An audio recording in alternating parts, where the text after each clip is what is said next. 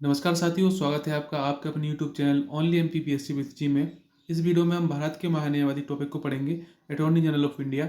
देखिए, इस वीडियो में MPPSC, UPSC, PCS exam, SSC और मध्य प्रदेश का किसी भी एग्जाम की बात कर लें हम, MPPSC, MPSI, MP forest, MP patwari भर्ती, एमपी समता शिक्षक भर्ती, सभी में इस टॉपिक से एक या दो प्रश्न हमेशा पूछे जाते हैं। तो हर एक एग्जाम की दृष्टि से काफ़ी महत्वपूर्ण टॉपिक है। बात करें एमपीपीएससी की, तो एमपीपीएससी प्री प्लस मेंस दोनों में यहाँ से प्रश्न पूछे जाते हैं। वीडियो शुरू होने से पहले यदि आप हमारे यूट्यूब चैनल पर पहली बार आए हो, चैनल को सब्सक्राइब कर लेना, वीडियो को लाइक कर देना।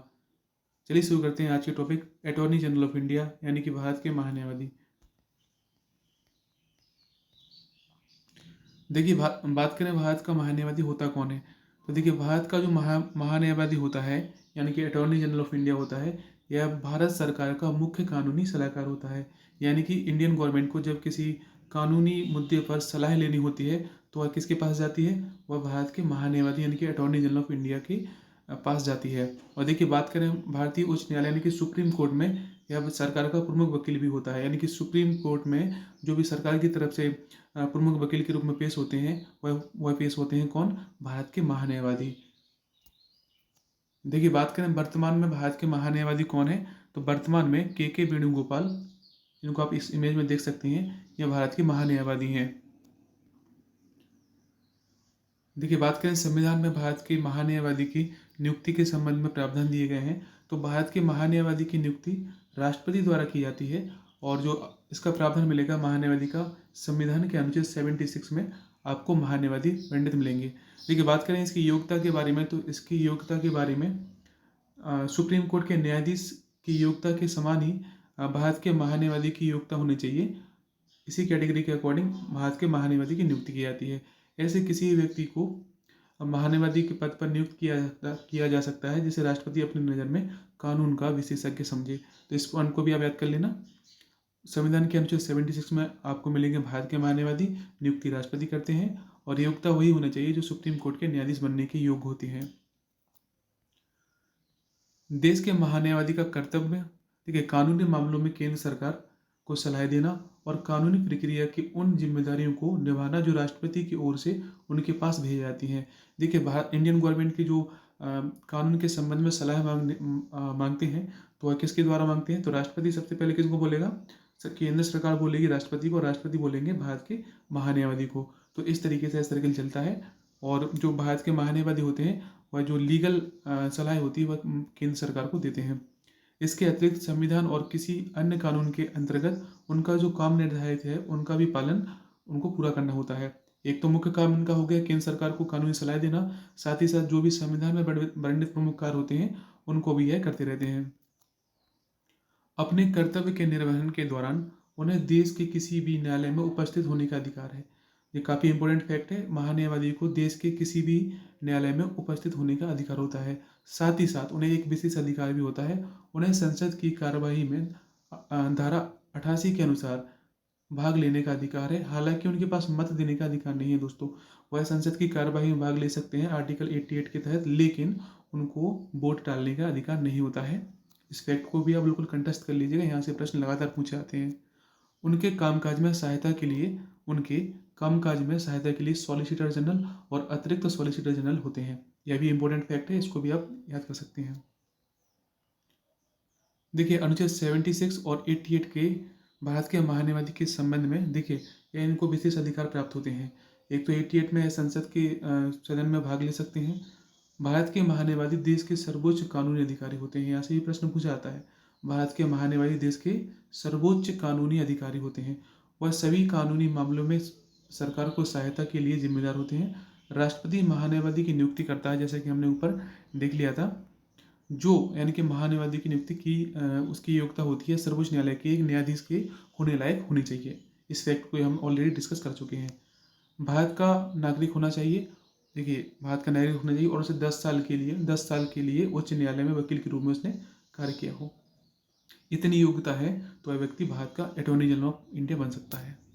देखिए, बात करें नियुक्ति और पदावधि की, तो इसकी नियुक्ति जैसे कि हम देख लिया है हमने, आर्टिकल 76 में राष्ट्रपति द्वारा की जाती है। और बात करें पद अवधि की, देखिए इसकी जो पद अवधि है इसका कोई संविधान में जिक्र नहीं किया गया है, यानी कि राष्ट्रपति की मर्जी, यानी कि राष्ट्रपति के पर्यंत पद पर धारण या नियुक्त करती हैं। ठीक है, तो इसकी कोई स्पेशल टाइम पीरियड नहीं है कि महान्यायवादी कब तक नियुक्त रहेगा, लेकिन महान्यायवादी को राष्ट्रपति जब चाहे उनके पद से हटा सकता है। महान्यायवादी का जो वेतन उन्हें प्राप्त होता है, देखिए इसके बारे में भी संविधान में कोई स्पेशल उल्लेख नहीं किया गया है। राष्ट्रपति द्वारा निर्धारित वेतन ही महान्यायवादी को मिलता है। संविधान ने महान्यायवादी का कोई पारिश्रमिक निर्धारित नहीं किया है। इंपॉर्टेंट फैक्ट है, यहाँ से आप देख सकते हैं। देखिए, एक तो इनकी कोई टाइम ड्यूरेशन निश्चित नहीं है कि कितने टाइम के लिए महान्यायवादी की नियुक्ति होगी, और इनको हटाने की शक्ति किसके पास है? राष्ट्रपति जी के पास है, और किसी भी समय इनको पद से हटा सकते हैं। देखिए, अब बात करें महान्यायवादी के कर्तव्य और क्या कार्य होते हैं, तो देखिए डिस्कस कर लेते हैं कि महान्यायवादी के कर्तव्य और कार्य क्या होते हैं। देखिए, पहला जो इम्पोर्टेंट कार्य होता है वह कानूनी मामलों में भारत सरकार को सलाह देते हैं, राष्ट्रपति द्वारा भेजे गए आवंटित किए जाते हैं। देखिए, जो राष्ट्रपति उनको, जैसे कि ऑलरेडी हम ऊपर डिस्कस कर चुके हैं, राष्ट्रपति जिस मामले में महान्यायवादी को बोलेगा कि इस मामले में केंद्र सरकार को सलाह चाहिए, तो लीगल इंफॉर्मेशन या लीगल सलाह महान्यायवादी के द्वारा इंडियन गवर्नमेंट को दी जाती है। पहला फैक्ट हो गया। वह राष्ट्रपति द्वारा भेजे गए आवंटित किए गए कानूनी चरित्र के अन्य कर्तव्यों को प्रदर्शन करता है, यानी कि केंद्र सरकार के द्वारा जो भी निर्देश या कानूनी मामलों में राष्ट्रपति को भेजे जाएंगे, राष्ट्रपति से वह कहेंगे इंडियन गवर्नमेंट की आप इस मामले में लीगल इंफॉर्मेशन या लीगल सलाह महान्यायवादी से लीजिए, तो यह कार्य भी कुल मिला के जो कानून संबंधी सलाह जो होती है वह महान्यायवादी के द्वारा भारत सरकार को दी जाती है। वह संविधान के द्वारा किसी अन्य कानून के तहत उस पर सौंपे गए गैर कृत्यों के निर्वहन करता है, और जितने भी संविधान में वर्णित कानून के जो भी निर्वहन होते हैं वह भी महान्यायवादी ऑफ इंडिया यानी कि अटॉर्नी जनरल ऑफ इंडिया द्वारा किए जाते हैं। अपने सरकारी कर्तव्यों के निष्पादन में, देखिए अब जो भी इंडियन सरकारी कर्तव्यों के जो निष्पादन करता है उसमें वह क्या करता है? वह भारत सरकार का विधि अधिकारी होता है, यानी कि वह भारत सरकार का सर्वोच्च विधि अधिकारी होता है, जो सुप्रीम कोर्ट में सभी मामलों में भारत सरकार का पक्ष रखता है। यानी किसी प्रकार का मैटर हो, इंडियन गवर्नमेंट की साइड से attorney general of India supreme court में भारत सरकार का पक्ष रखता है। जहाँ भी भारत सरकार को किसी कानूनी सलाह की जरूरत होती है वह अपनी राय सरकार को अवगत कराता है। अधिकार और सीमाएं देख लेते हैं महान्यायवादी की।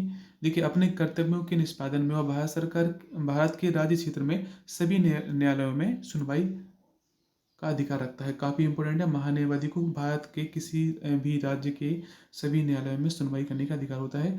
उसे संसद के दोनों सदनों में उनकी संयुक्त बैठकों की कार्रवाई में हिस्सा लेने का अधिकार है। काफ़ी महत्वपूर्ण फैक्ट है, वह संसद के दोनों सदनों में या संयुक्त अधिवेशन में या संयुक्त बैठक में भी भाग ले सकता है, कार्रवाई में हिस्सा ले सकता है, परंतु उसे वोट देने का अधिकार नहीं है।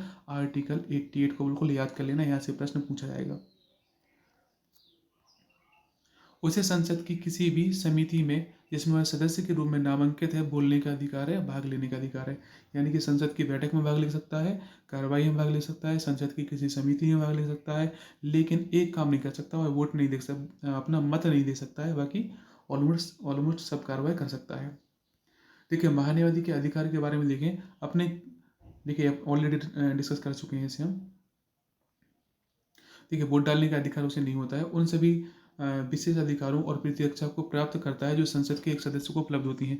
यानी कि संसद के एक सदस्य को जो विशेष अधिकार यानी कि स्पेशल राइट्स मिले होते हैं वह भी महान्यायवादी को इंडियन कॉन्स्टिट्यूशन प्रदान करता है। देखिए, उनके महान्यायवादी की क्या क्या सीमाएं होती हैं इसके बारे में देख लेते हैं। वह अपनी राय को भारत सरकार के ऊपर थोप नहीं सकता, यानी कि जो उसने सलाह दी है उसको भारत सरकार के ऊपर थोपा नहीं जा सकता कि आपको यह सलाह माननी ही होगी।